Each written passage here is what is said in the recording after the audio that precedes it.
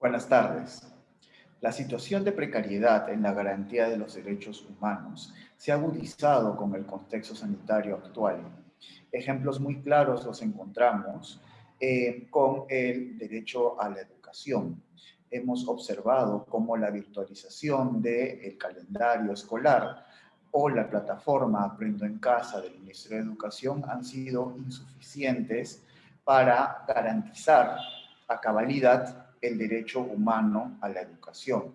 Tenemos que tener en cuenta, asimismo, que el derecho a la educación implica elementos específicos, tales como disponibilidad, accesibilidad, aceptabilidad y adaptabilidad.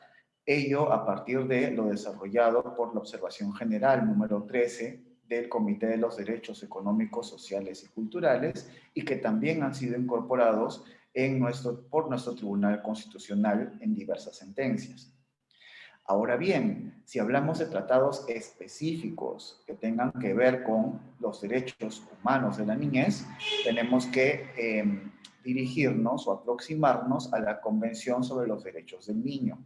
Este instrumento internacional reconoce como sujetos de derechos a los niños, niñas y adolescentes.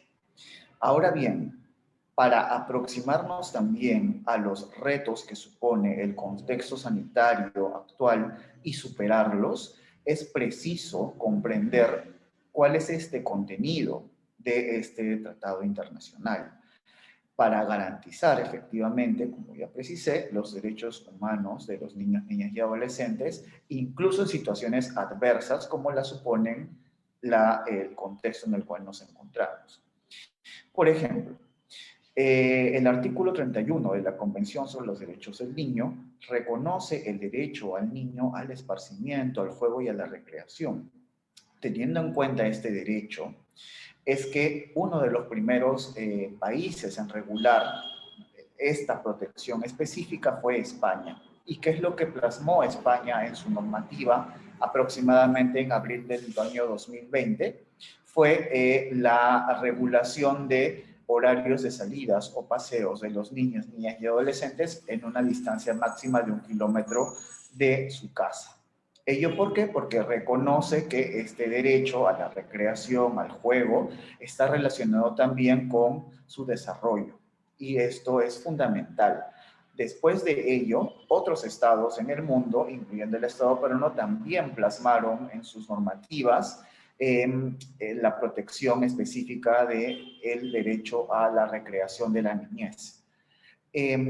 Ahora bien, trayendo en cuenta también el derecho a la educación nuevamente, es que podemos encontrar que el Comité de los Derechos del Niño, a través de su observación general número 25, que justo se ha emitido este año, ha desarrollado algunos aspectos indispensables relativos a los derechos del niño, niña y adolescente en relación con el entorno digital. Entre otros aspectos, aparte del tema de la educación, también abarca, por ejemplo, la participación, la prevención de la violencia, entre otros temas que recomiendo revisar y aplicar a nuestro ordenamiento. Finalmente, solo quisiera recalcar que el Estado peruano es parte de la Convención sobre los Derechos del Niño y también del tercer protocolo facultativo de la Convención sobre los Derechos del Niño relativo a un procedimiento de comunicaciones. Este último instrumento, que entró en vigor el 6 de abril del año 2016, le permite al Comité de los Derechos del Niño conocer directamente comunicaciones relacionadas con la violación de derechos establecidos en la Convención sobre los Derechos del Niño y en los otros dos protocolos facultativos de la Convención sobre los Derechos del Niño. Y con ello, solamente para sintetizar, ¿no?, es importante asegurar y reconocer que una situación excepcional como la que vivimos actualmente en el tema sanitario no puede ser justificante para minimizar los esfuerzos en la garantía de los derechos humanos de la niñez.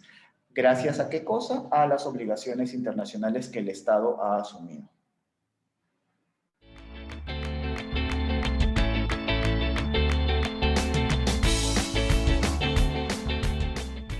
La interseccionalidad nos permite valorar y entender la diversidad de las personas a través de un marco de análisis por el cual reconocemos y entendemos cómo diferentes identidades y sistemas de opresión interactúan para generar situaciones particulares de discriminación de un individuo. A partir de ello, es que relacionamos la interseccionalidad como un enfoque con un derecho puntual, que es el derecho a la igualdad y no discriminación. Ahora bien, cuando hablamos de la niñez, es preciso comprender que, de acuerdo a la Convención sobre los Derechos del Niño, este derecho no solamente es un derecho, sino también es un principio rector de la Convención sobre los Derechos del Niño.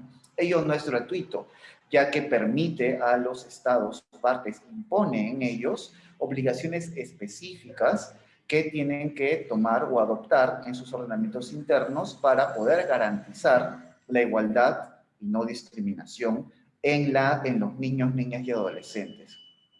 Ahora, teniendo en cuenta el enfoque de interseccionalidad en niños, niñas y adolescentes, es que podemos encontrar, por ejemplo, la situación particular de los retos o los retos a las garantías de derechos humanos, por ejemplo, de la niñez indígena, la niñez LGTBIQ, la niñez migrante, etcétera, etcétera, etcétera.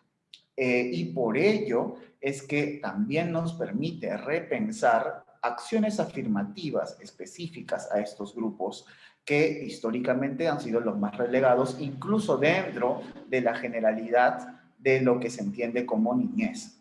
Entonces, con ello, por ejemplo, podemos proponer obligaciones, incluso obligaciones específicas, ¿no?, para diversos grupos que están dentro de lo que se entiende en la diversidad de la niñez. En conclusión, cuando hablamos de interseccionalidad, necesariamente estamos hablando del reconocimiento de una diversidad de individuos que anteriormente era exclusiva al tratar de adultos y adultas, ¿no es cierto? Sin embargo, a partir de la Convención sobre los Derechos del Niño ya podemos repensar también que dentro de los niños, niñas y adolescentes existe la diversidad y por ello es preciso que los estados reconozcan obligaciones específicas o garanticen los derechos humanos de estos grupos a partir de su interseccionalidad.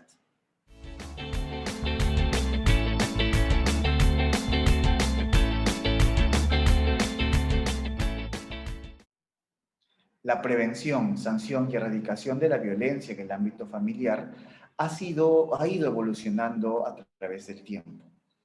Tradicionalmente se entendía a lo que ocurría en el ámbito privado, en el ámbito familiar, como algo netamente ajeno a lo que es la potestad o la supervisión estatal. Sin embargo, a partir de una nueva aproximación a la prevención de la violencia, específicamente contra la mujer, es que se crearon instrumentos internacionales, tales como la Convención sobre la Eliminación de todas las formas de discriminación contra la mujer y la Convención Interamericana para Prevenir, Sancionar y Erradicar la Violencia contra la Mujer, o la Convención Belén do Parás, mismo término, por un lado en el Sistema Universal de Protección de Derechos Humanos y en el otro en el Sistema Regional de Protección de Derechos Humanos.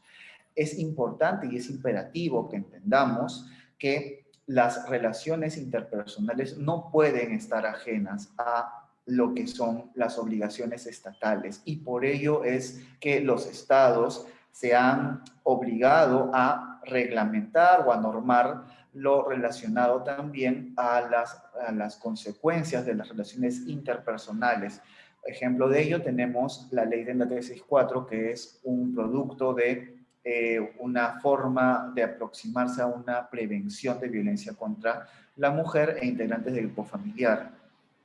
Ahora bien, cuando hablamos de la niñez específicamente y trayendo a colación la interseccionalidad aplicada a la niñez, es que podemos encontrar también retos específicos a la efectiva garantía de los derechos humanos de los niños, niñas y adolescentes. ¿Y ello por qué? Porque mucho se presume que la patria potestad como un atributo o una institución vinculada necesariamente al reconocimiento de los hijos, es la que faculta o legitima a los padres y a las madres a estar o a decidir de la mejor manera con relación a los derechos de sus hijos y sus hijas. Sin embargo, en realidad hay que también tener en cuenta lo normado en el Tratado Internacional de Derechos de la Convención sobre los Derechos del Niño y específicamente con lo producido también por el Comité de los Derechos del Niño, quien interpreta este tratado internacional. Y un poco para finalizar la respuesta,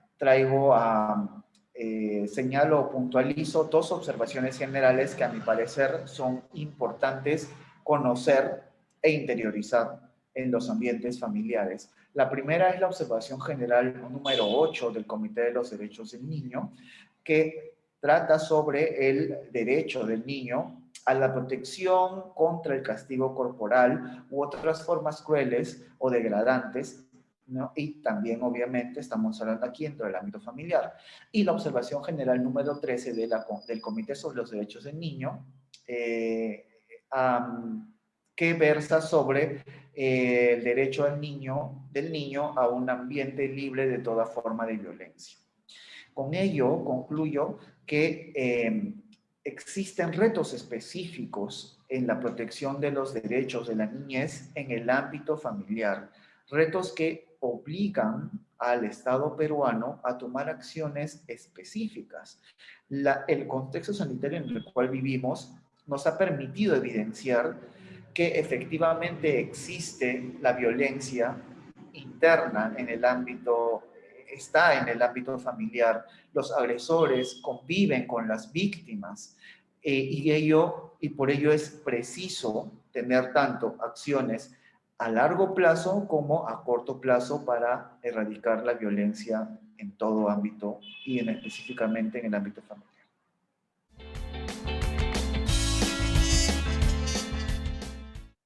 Sí, por supuesto. Primero quisiera agradecer a la Asociación Youth Intergentes por la oportunidad para poder conversar sobre estos temas. Y segundo, quisiera recalcar la importancia de visibilizar las problemáticas puntuales que afronta la niñez durante el contexto sanitario actual, desde múltiples aspectos. Desde múltiples derechos se puede abordar cuáles son las consecuencias a este grupo específico etario y también reconociendo los tratados internacionales y las obligaciones específicas del Estado peruano, es indispensable redoblar esfuerzos con la finalidad de garantizar sus derechos humanos.